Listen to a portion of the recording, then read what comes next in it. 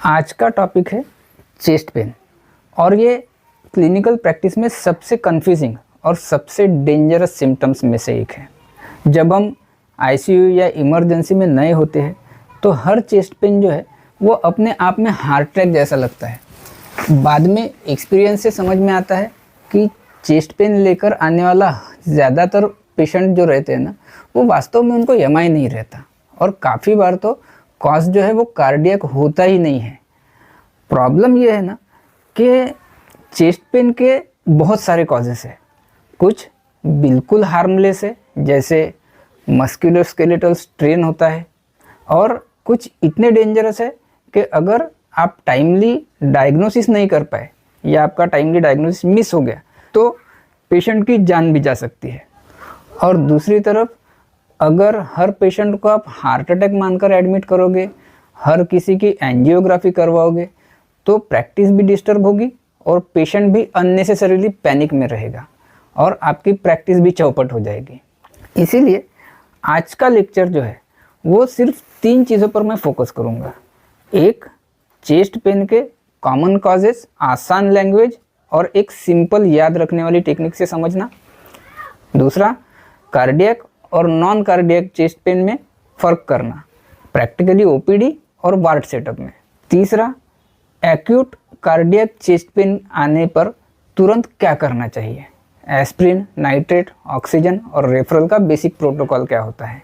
और एक मैं आपको मेरी एक टेक्निक बताऊंगा इसको याद रखने की, जिससे मैंने नाइफ टेक्निक नाम दिया है ना, जो चेस्ट पेन के कॉजेज़ को याद करने का एक सिस्टम है। हम चेस्ट पेन के कॉजेज़ याद करेंगे एक सिंपल इमेजिनेशन से, नाइफ टेक्निक या चाकू टेक्निक से। यह सिर्फ सोचने का तरीका है, रियल पेशेंट में ऐसा कुछ करना नहीं है। तो कल्पना कीजिए कि अगर एक बड़ा नाइफ सामने से पेशेंट की छाती में आपने घुसा दिया और वो नाइफ सीधी लाइन में धीरे धीरे अंदर जा रहा है, तो रास्ते में वो किन किन लेयर्स को क्रॉस करेगा।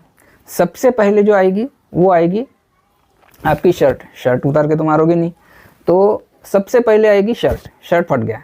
उसके बाद में सबसे पहले आने वाली चीज़ है स्किन के बाद आएगा आपका सबक्यूटेनियस टिश्यू, उसके बाद मसल्स और चेस्ट वॉल यानी रिब्स हो गई, कॉस्टोकॉन्ड्रल एरिया हो गया, है ना।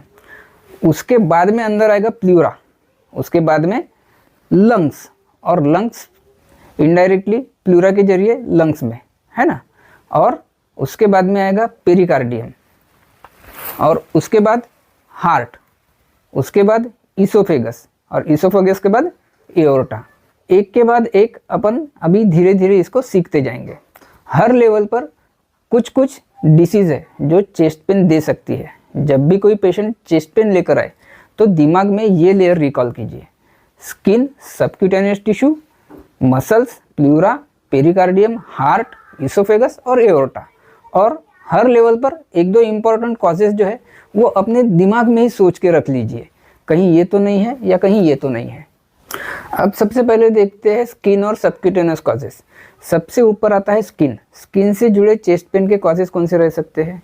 एक, बर्न, लैसरेशन, सीधी चोट, सीधा मार, इंजुरी, और सबसे इम्पॉर्टेंट हर्पिस जोस्टर, जो हर्पेटिक न्यूरल्जिया के नाम से अपन जानते हैं, है ना। हर्पिस जोस्टर में क्या होगा कि पेन एक पट्टी जैसे एक तरफ के ऐसे हिस्से में आएगा, या तो इस साइड या फिर इस साइड में, है ना। और डर्मेटोमल पैटर्न में आएगा, डर्मेटोम्स रहते हैं स्पेसिफिक नर्व के, वो टच करने या कपड़े की हल्की रगड़ से भी तेज पेन हो सकता है। और कई बार दाने बाद में आते हैं, पहले सिर्फ दर्द रहता है। स्किन के नीचे आता है सबक्यूटेनियस टिश्यू, यहाँ से आते हैं सेलुलाइटिस, लोकल एब्सेस। अगर पेशेंट कह रहा है कि यहीं दर्द है यानी पॉइंट कर रहा है, तो सिर्फ ईसीजी से संतोष मत कीजिए, उस जगह को देखिए भी और पाल्पेट भी करिए। रेडनेस दिख रही क्या, वार्मथ है क्या, फ्लक्चुएशन दिख रहा है क्या, लोकल स्वेलिंग है क्या। कई बार हम चेस्ट पेन शब्द सुनते ही अंदर के हार्ट और लंग में चले जाते हैं, लेकिन ऊपर की 2 लेयर देख के ही डायग्नोसिस मिल सकता है, तो उसकी तरफ ध्यान रखिए। एक फिर आता है मस्कुलोस्केलेटल या चेस्ट वॉल का पेन। सबसे common noun cardiac cause, knife आगे बढ़ता है तो ये आता है मसल्स, रिब्स, कॉस्टोकॉन्ड्रल जंक्शन, यहीं से आता है मस्कुलोस्केलेटल चेस्ट पेन। और ये ओपीडी में चेस्ट पेन का सबसे कॉमन कॉज है। इम्पॉर्टेंट एग्जांपल्स कौन से इसके?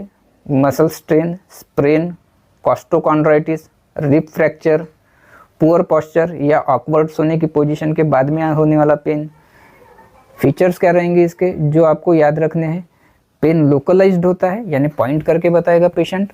अक्सर उंगली से एग्जैक्ट पॉइंट दिखा देता है पेशेंट। मूवमेंट से पेन बढ़ता है, हाथ ऊपर करने, बॉडी मोड़ना, करवट बदलना, इनसे पेन में बदलाव आते जाते हैं। पाल्पेशन करने पर ठीक उसी जगह पे पेन रिप्रोड्यूस हो जाता है। चेस्ट वॉल टेंडरनेस प्रेजेंट रहती है। देखो, पेन और टेंडरनेस में फ़र्क है। पेन पेशेंट आपको बताता है, वो है सिम्टम, और टेंडरनेस मतलब जब आप हाथ रखने के बाद में जब पेशेंट को पेन हो रहा है तो ये एक साइन है। और कार्डियक इसमें आप कहाँ एक्सपेक्ट करोगे कि भाई टेंडरनेस मिल जाए? पिन पॉइंट मूवमेंट से रिलेटेड और पाल्पेशन से बढ़ने वाला पेन ज़्यादातर मस्कुलोस्केलेटल होता है, ये याद रखिए। आप इससे कई बार अननेसेसरीली कार्डियक पैनिक से बचेंगे, लेकिन अगर हाई रिस्क प्रोफाइल है पेशेंट की तो उसमें जो है ना वो थोड़ा सा सावधान रहना। 50-55 के ऊपर की एज है, डायबिटिक है, हाइपरटेंसिव है, ऐसे में आगे बढ़ते हैं प्लूरा और लंग रिलेटेड चेस्ट पेन, जिसे हम प्लूराइटिक चेस्ट पेन कहते हैं। ठीक है, मसल्स क्रॉस करने के बाद नाइफ पहुंचता है प्लूरा तक। लंग खुद पेन सेंसिटिव नहीं होता, लेकिन प्लूरा बहुत पेन सेंसिटिव होता है। प्लूरल कॉजेज़ को आप पी से याद रख सकते हैं, जैसे pneumonia, निमोथोरैक्स, pulmonary embolism, pleural effusion, pleurisy और प्लूरा इन्वॉल्विंग ट्यूमर अगर है तो। इसमें पेन का एक पैटर्न होता है, प्लूराइटिक चेस्ट पेन बोलते हैं अपन उसको। ये जैसे लंबी सांस आप लेंगे, पेशेंट को बोलेंगे तो डीप ब्रेथ लेने पर पेन बढ़ता है, कफ करने या जोर से बोलने, हंसने पर पेन बढ़ता है। पेशेंट अक्सर कहता है, डॉक्टर साहब लंबी सांस लेता हूँ तो ज़्यादा दर्द होता है। ऐसी सांस लेने पे पेशेंट को ऑब्जर्व करो।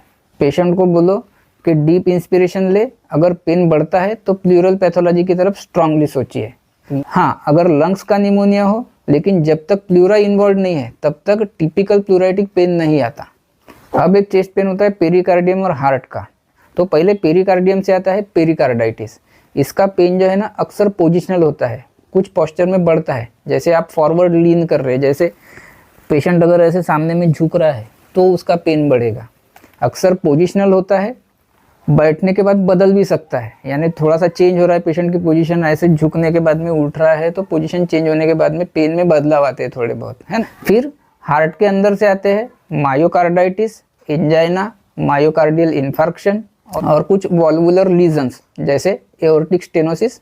कार्डियक चेस्ट पेन का टिपिकल कैरेक्टर होता है डल, डिफ्यूज, जैसे भारीपन लग रहा है, दबाव जैसा महसूस कर रहा है पेशेंट।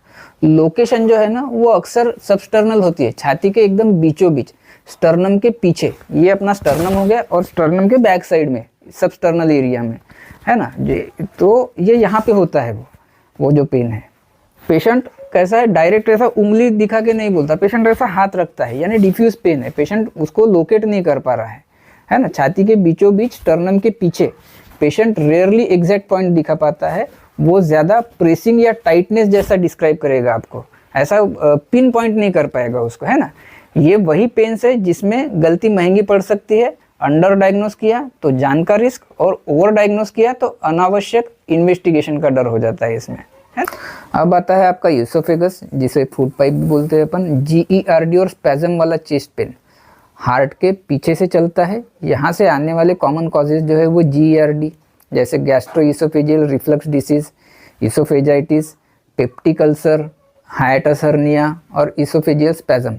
GERD वाला पेन जो है ना वो बर्निंग टाइप का रहेगा, रिट्रोस्टर्नल रहेगा, सीने में जलन, जो पेशेंट अक्सर गैस बोलता है ना।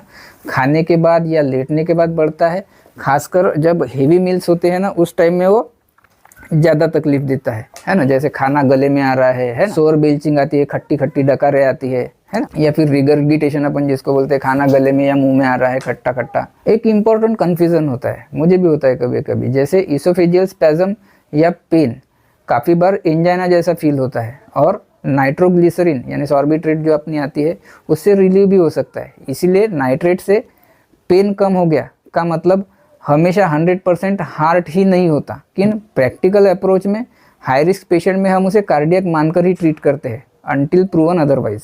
अपनी नाइफ की इमेजिनरी यात्रा की आखिरी बड़ी स्ट्रक्चर है एओर्टा।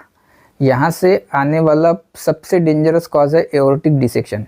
एक गंभीर और जानलेवा स्थिति है इससे, जिसमें शरीर की मुख्य धमनी यानी मेन आर्टरी जो रहती है उसकी अंदरूनी परत जो है वो फट जाती है, जिससे ब्लड इन लेयर्स के बीच में से बहने लगता है और उन्हें अलग कर देता है, जिससे ब्लड सर्कुलेशन जो है वो बाधित हो जाता है, डिस्टर्ब हो जाता है और यह आपातकालीन स्थिति है जिसके लिए तत्काल इलाज की ज़रूरत होती है। अक्सर सर्जरी या स्टेंट की आवश्यकता होती है। हम अभी उस तरफ नहीं जाएंगे, फिर कभी उसका डिटेल देखेंगे। तो इसमें पेन जो है वो सडन रहेगा, एकदम सीवियर रहेगा, टीयरिंग रहेगा या रिपिंग टाइप पेन होता है। पेशेंट को लगता है जैसे अंदर फट रहा है, बीपी गिर सकता है, शॉक जैसा पिक्चर बन सकता है, पल्सेस असमान हो सकती है, एक हाथ या एक पैर की पल्स कम, दूसरी नॉर्मल। यह एब्सोल्यूट इमरजेंसी है और कई बार ईसीजी नॉर्मल रह सकता है, इसीलिए हिस्ट्री और एग्जामिनेशन बहुत इंपॉर्टेंट है इसमें। अब बात करते हैं पेन कार्डियक है या नॉन कार्डियक चेस्ट पेन है। प्रैक्टिकली डिफरेंशिएट कैसे करेंगे? जब अपन ओपीडी में बैठे रहते हैं तो